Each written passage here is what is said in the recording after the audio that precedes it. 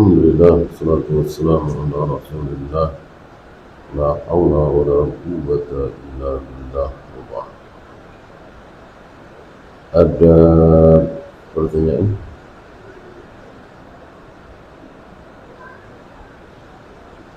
Ketika imam salah lalu dikoreksi oleh yang di luarnya, bukan dikoreksi ya, salah dikoreksi ya, bukan pada tempatnya.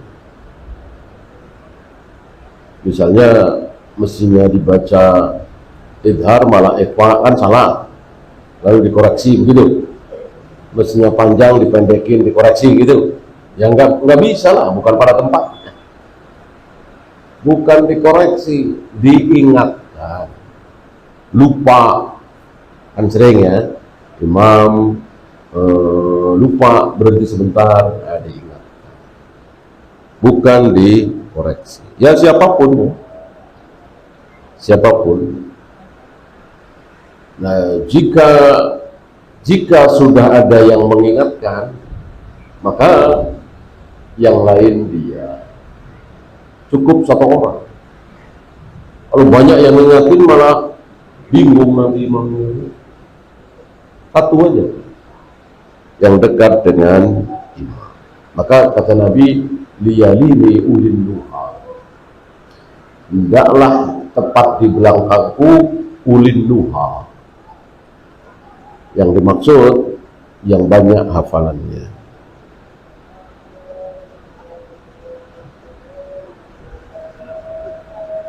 Mana yang rajih, sholat Idul Adha Idul Fitri mengangkat tangan atau takbir?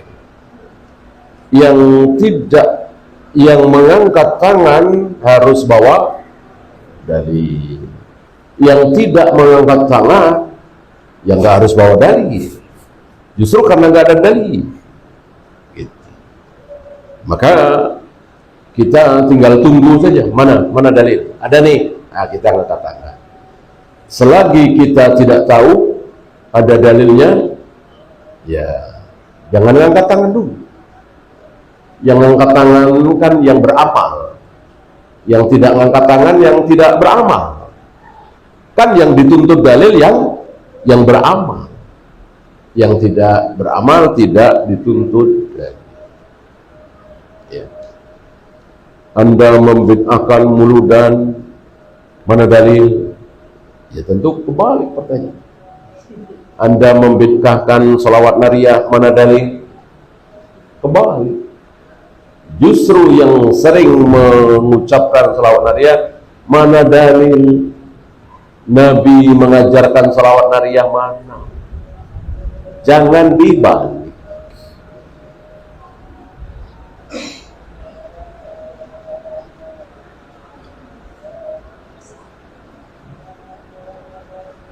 Apakah sah sholat kita jika setelah selesai sholat ternyata celana ada yang sobek?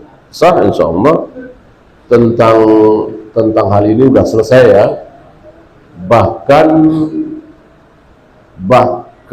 membelakangi kiblat, nggak tahu misalnya, maka sudah. Kecuali ketika tahu kiblatnya salah, masih sholat, tentu dibenarkan. Sebagaimana kisah di masjid Qiblatain, sholat subuh, rakaat pertama menghadap ke Baitul Maqdis, rakaat kedua menghadap ke Mekah.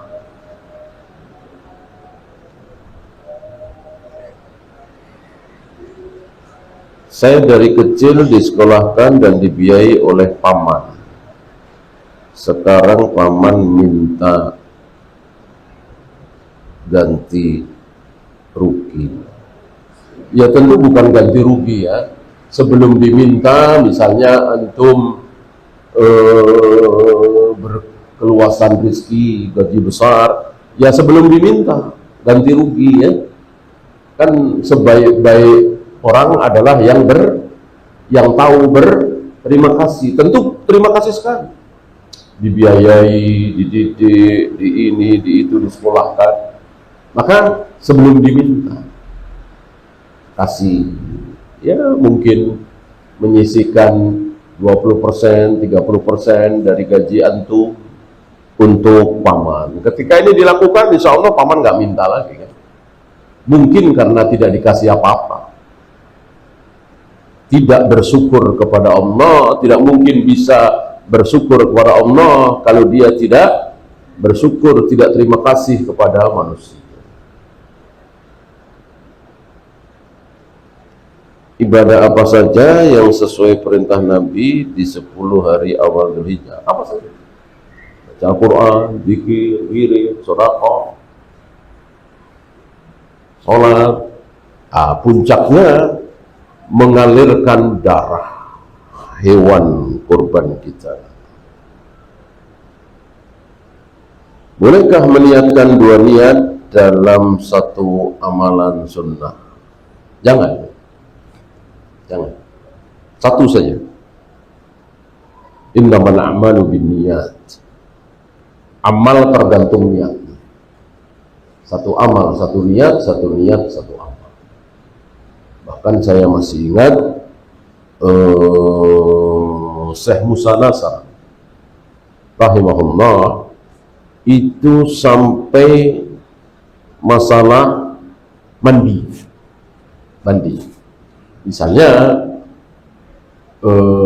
dia junub pas hari Jumat.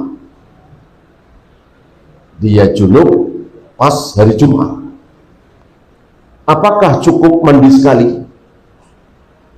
Mandi junub dan mandi Jumat? Beliau mengatakan tidak, harus 2 kali. Harus 2 kali, karena memang satu amal satunya. Gitu.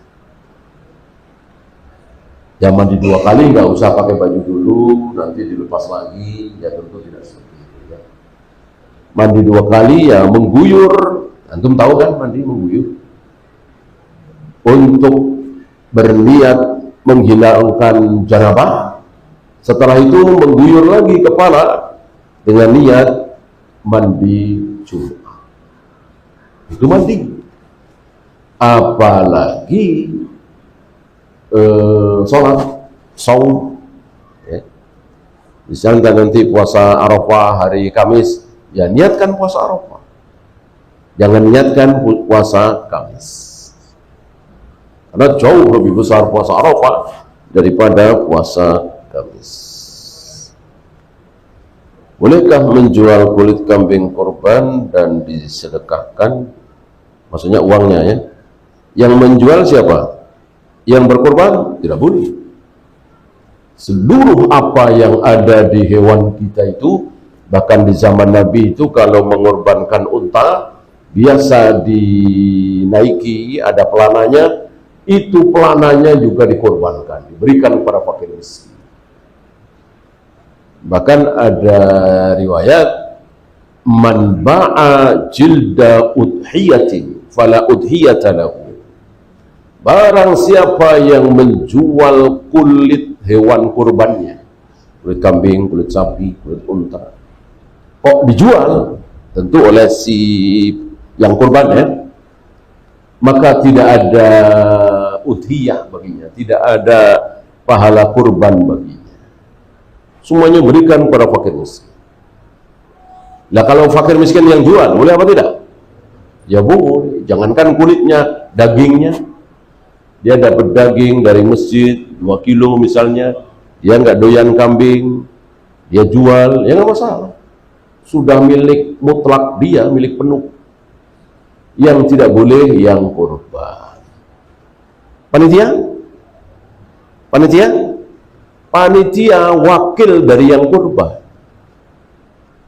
Maka otomatis panitia tidak boleh menjual kulit, kepala, apalah.